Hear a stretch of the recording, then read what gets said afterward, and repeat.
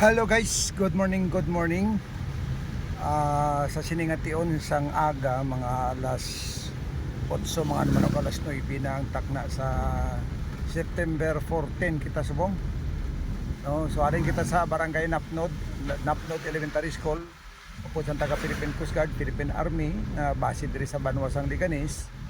Nag-join kami, nagbinulikay kami sa isa ka brigada dira sa Napnod Elementary School, no, kag mag-feeding program kag nananom kami sang mga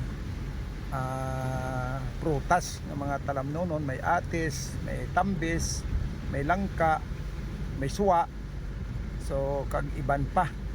So bago lang matapos ang program, shout out dira sa principal kag sa kay kapitan sa Barangay Napnod kag sa Napnod Elementary School sa faculty and staff. So subong naglipot kita diri sa Barangay Bantod Pabrika para subayon ang suba.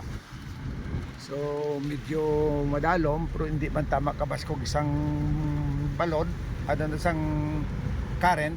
So i-try naton magdiretso sa Bangga Banti para matanaw ang sitwasyon sang tubig sa Bangga Banti Balabag Halaw River.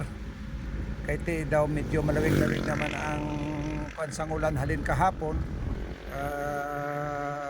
sa kabukiran basi bala. So subong ari kita sa Bantod Pabrika, ginaubay naton diri ang suba nga ari malapos diri sa Talaugis. So mas madalom-dalom. So i-try naton nga maglapos sa Bangga Banti para makita naton ang aktual sa Bangga Banti Balabag Halaw River, ang aktual sang kadalomon kag kung kamusta ang current sang tubig sa aton kasubaan. So bantayan ninyo guys.